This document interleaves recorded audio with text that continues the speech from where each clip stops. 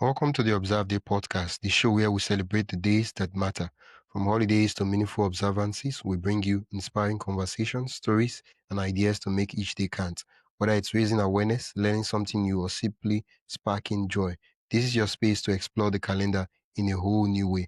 I'm your host, Wisdom Okonkwo, and I'm excited to share today's observance with you.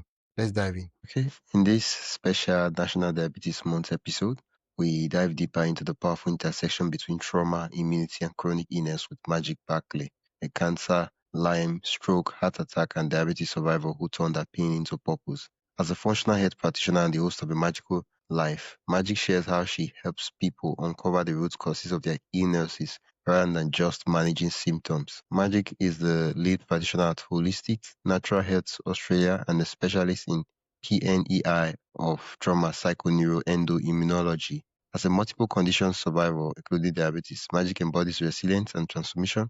Her journey from trauma to total wellness inspires others to reclaim their worth by addressing the roots, not the results. She's also the host of A Magical Life, Health, Wealth, and Weight Loss, and the author of 4 books. Magic, welcome to the Observe Day podcast. Thanks for having me. It's great to be here. Yeah, you survived multiple major health crises, including diabetes. Can you take us back to when you first received your diagnosis and what that journey looked like? Yeah, so look, my first diagnosis was the cancer diagnosis, and that was 10 years ago now, 11 years ago now, actually. And so that was, like I felt like I was in The Exorcist. My head was spinning around on my shoulders 360. That's what it felt like. It's just like trying to walk a tightrope with no balance or anything like that. So I very quickly had to learn what was going on. And whilst I was recovering from that, I went on a holiday and got bitten by a tick. And so I had Lyme. And it was just a perfect storm. My body couldn't cope.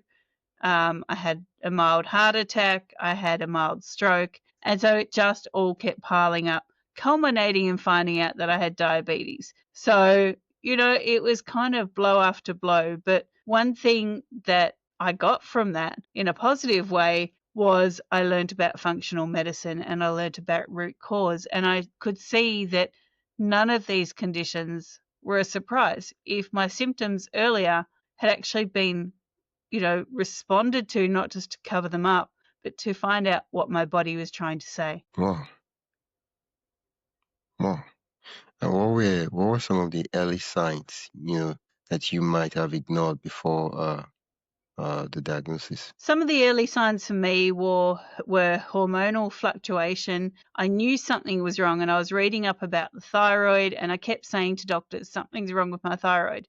But they were doing the basic tests, and so it was coming back fine. But I could see the signs. I was getting lymphatic swelling. I was learning what the lymphatic system was very, very quickly. I could have a pair of socks on for 5 minutes and there'd be rings around my legs, so these things weren't normal. I was getting pigmentation changes in my skin. My hair started thinning rapidly. My eyebrows fell out. Like, there were just a lot of things that adding up were a big indicator something was going on in my body. Oh,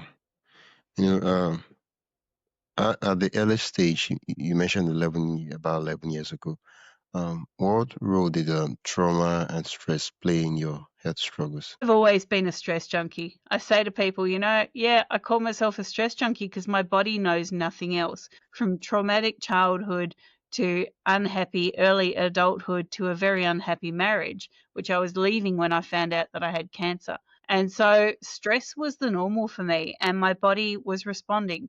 And, whether you think you can cope with it or not, you can't. Your body will find ways to try and keep you safe. And so, my ballooning weight, my obesity, my unhappiness, my response to things that were happening to me by making it happen back to those other people tenfold, none of that was healthy and none of that was normal. And so the stress pathway that my body was on and my mind was on led a lot to the conditions that I had to face. Oh.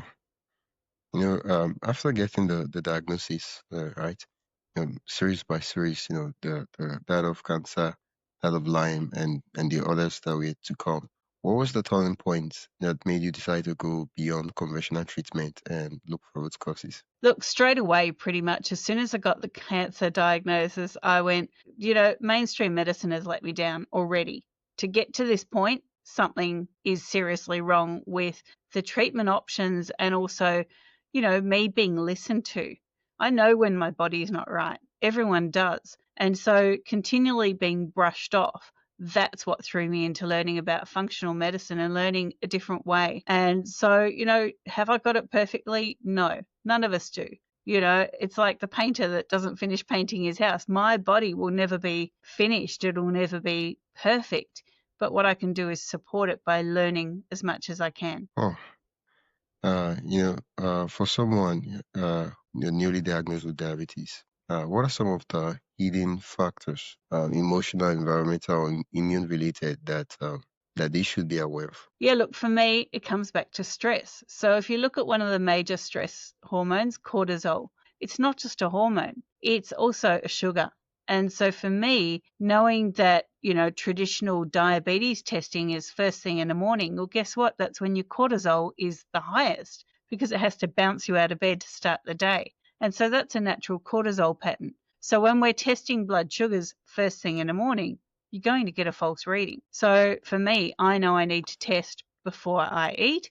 And so I wait till about 1 o'clock. And sure enough, most times my blood sugars will be normal because I've gone through that cortisol pattern. So, that was one big factor for me. Is it glucose in my bloodstream or is it some cortisol because it's also a sugar? So how my body responds, will reflect that. I know when I'm highly stressed, both my blood pressure and my blood sugars are out of whack. So I try to minimize the stress by using coping techniques and healing techniques that I also teach my clients and practitioners that I teach. And so this is a way that we can stem some of these symptoms and treat root cause at the same time. My root cause solely is not cortisol, but a lot of it is.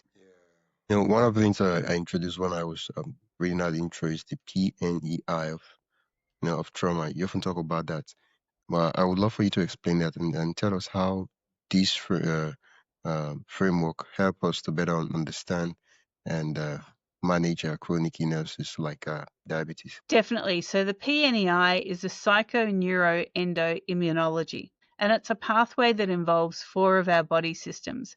So we have 13 body systems. None of them work alone. They all work together, and the PNEI is an example of that. So the P is psycho. It's our limbic brain. It's our thoughts, feelings, and emotions.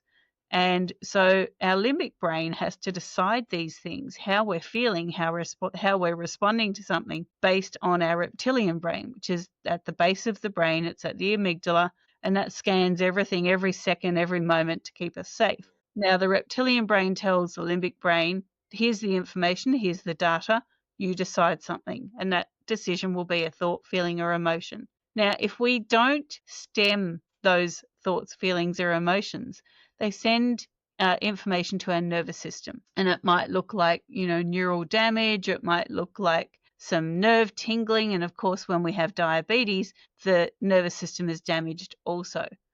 And so the nervous system then sends information to the endocrine system. Now, guess what? Insulin is a hormone. So if your endocrine system is responding and it's out of whack, then your insulin and your insulin response will be out of whack as well. And then, of course, that leads to the immune system, the I. And that is the big dog in the fight. If you cannot sort anything out before that, your immune system will sort it out for you. Now, what this might look like, I'll give an example. So public speaking, everyone's scared of public speaking, or at least they think they are. Okay, so the P, the thought, is I'm scared of public speaking. Now, the N, you get closer to the date, and all of a sudden you get tingly feet, or pins and needles, or, tingly fingers, or your eyes start hurting, or you can't hear. It's like your ears feel like they're underwater. That's all a nervous system response to keep you safe. Now, if you don't listen to that and heed that and change something, it then goes to the endocrine system. You're about to walk on stage and you're dripping in sweat and you're red in the face and, you feel like you're about to pass out, you're dizzy. That's your hormonal system, your endocrine, trying to keep you safe. Now, this doesn't work. You don't listen to it. And so now the big dog on the block, the I, the immune system, comes in. And as you approach the microphone, your nose is running. You've got a cough. Your voice is getting croaky. Your skin's itching. You're itching like you're covered in ants. And your immune system is trying to keep you safe. And so this is an example of PNEI. And what we can do is by treating the limbic brain first, we can stem this pathway from taking us in a negative direction.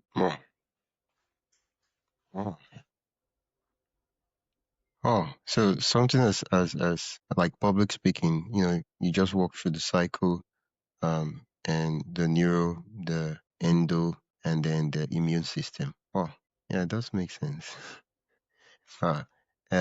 In your experience, right, what would you say is the most misunderstood aspect of diabetes from a functional health perspective? Before we dive deeper, I'd love to invite you to join the Observe Day newsletter. Every week, I send you highlights of upcoming observances, creative ways to celebrate, and behind-the-scenes extras from the shows. It's the perfect way to stay inspired and never miss a meaningful moment.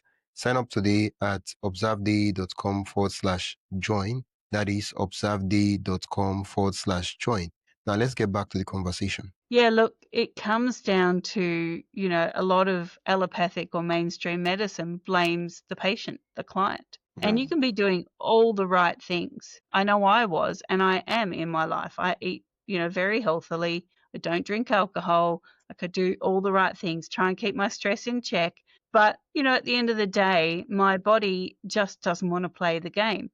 And so the first thing I think we need to do when we get a diabetes diagnosis is don't blame yourself. Yes, they call type 2 lifestyle factors, like the late onset diabetes because of your lifestyle. That doesn't necessarily mean all the things that you're doing are wrong or bad. And so, don't go into that blaming yourself just because a doctor wants to tell you that you're at fault. There might be something else going on. Like I said, for me, extremely high cortisol for an extremely long time, in fact, decades, has led me down this pathway. Was I always going to get diabetes? Most likely. And I know a lot of functional medicine people out there listening today may go, but hang on, no, you can change that. Well, not only do I have a family history of it, but I have a history of eating disorders where I was extremely underweight, then extremely overweight, and then binge eating. My body has never found that equilibrium. And so it's finding it now. And the best thing I can do is support it by doing as much good as I can. But do you know what? If it's, a party or something and pizza's the only thing there to eat, guess what? I'm going to have a good night and I'm going to do it in moderation. And I'm not going to blame myself or shame myself because I know that I'm doing 90% of the right things. That's all you can do. Thank you so much for exposing that misconception a lot of people have regarding these, someone has been diagnosed, and what are some of the first steps people can take to start healing from the inside out rather than just managing the symptoms? Yeah, definitely. Look, first thing is, address your PNEI. How are you thinking and feeling and talking to yourself about yourself? Don't victim blame. Don't even be a victim. Live your life. And, what someone considers perfect to live your life may be perfect for them. It's not necessarily for you. So live your life in a way that serves you. Do things that you like. I will never, ever in my life eat kale. I know how healthy it can be, but I know it's going to make me one of the most unhappy people in the world. So I'm not going to do it. Do what's right for you, and that's how you can start. Now, symptoms, yes, they need to be listened to, but don't just treat the symptoms. The symptoms are an indicator of what's going on. So, get a functional health coach and get a holistic counsellor in your life and make sure that you have the support. Are they going to heal you? No, you are. They're going to support you to do so. So if you don't feel supported with your current doctor or your current naturopath or whoever it is that you're seeing, find someone that can support you because you're the one that's doing the work, you're the one that's living in that body, and you're the one that's going to make the changes. Oh, yeah. How does diet and plant-based living fit into your approach, especially for someone dealing with diabetes or insulin resistance? Yeah, look, plants are great, and they have a powerhouse of vitamins and minerals. I used to be vegan. I'm not anymore. It doesn't suit my body anymore. At the time, it did. So in my cancer fight, it definitely did help me. But now it doesn't suit my body. So listen to your body. But if you're eating plants, and I hope you are because they're wonderful, do what you can to grow them yourself. And do what you can to know what's on them. So you can have a head of lettuce that you buy from the store, or you can have a head of lettuce that you grow in a pot or in your garden or wherever, hydroponically, whatever. It's a difference between being laden with chemicals that are going to be endocrine disruptors. Now, the endocrine system is a diabetes, related system. So are you going to eat a head of lettuce that's full of chemical endocrine disruptors, or are you going to eat a lettuce that you've grown in a pot or on your balcony or in your garden that you know what's in it because you're not spraying it with nasties? So there's a really big difference between a plant and a plant. And, of course, what we buy in the stores, some of it isn't even really plants. So there's now genetically engineered lettuce, which is basically layers of plastic. So do you want to put that into your body, or do you want to make the effort to know where your food's coming from? If you can't grow it, if you don't have time, if you don't have facilities, then meet your local farmers, support them. And especially if they're organic, support them, pay cash to them and know what you're putting into your body. You often emphasize self-love and emotional healing. I'm curious, how do these really play into reversing or improving chronic health conditions like diabetes? Yeah, look, self-love is very, very important. And I wrote a book many years ago coming out of my cancer treatment called Stop Being Fat, Love Yourself Skinny. And it's not really about your weight. It's about how you talk to yourself. And this is what the book discusses. And, I said to you just earlier and to the listeners, don't victim blame, don't victim shame, and don't be a victim. And that really comes down to how you're talking to yourself, how you love yourself, how you're, maybe healing yourself. And this is super, super important because no one's doing that job for you. You're the only one that can do it. It's your body and it's your mind. Thank you for breaking that down. For someone who's listening right now who feels overwhelmed or defeated by their own by their diagnosis, what's one mindset shift they can make today? A diagnosis is a label, okay? You are not the label. You are not the diagnosis. They are two separate things. And so that's the first thing you need to get your head around. And that's the only way you're going to be able to start your battle, your journey. This is how we come out of these things. My name is Magic. I am not my cancer. I am not my diabetes. I am not my stroke. I am me. And those things happen to me. They're not who I am. They don't form my everyday thoughts and feelings and emotions and actions. Now, they may be changed by my diagnosis. My actions may be different today because of a diagnosis, but it doesn't change who I am. And that's really important. Separate yourself from the label. You are not your condition. Yeah, if you could leave our audience with one message this National Diabetes Month, what would it be? It would be kind to yourself. You didn't ask for this. So be kind to yourself. This is the first way of healing from diabetes, and that is by appreciating who you are. What are your values? What do you strive for? What do you stand for? Because none of that is your condition. I did prepare a lightning round. It's a fun, quick questions. You ready? Let's do it. Tea or green smoothie? Okay. A book that changed how you see health. Ooh, When the Body Says No by Dr. Gabor Mate. What's your favorite self-care ritual? Sauna. What's one misconception about diabetes you wish would disappear? That it's our fault. We asked for it. We didn't. If your life were a quote, what would it say? Watch this space, ever changing. Yeah. In this current phase of life you're in, this current season, if you were to write a book about it, what would the title of the book be? Ooh, I'm going through menopause, so it would be, is it hot or is it just me? Okay, and if healing had a color, what would yours be and why? It'd be yellow, gold. It's very healing. It's the color of the liver. It's something that we need in our lives. It stops radiation and EMS, so it'll be yellow. Yeah, well, thank you so much. The last question is, how can listeners learn more about what you do and also work with you? So our website is www.holisticnaturalhealth.com.au. We are based in Australia, and holistic starts with a W because we use holism to treat. No body system works alone.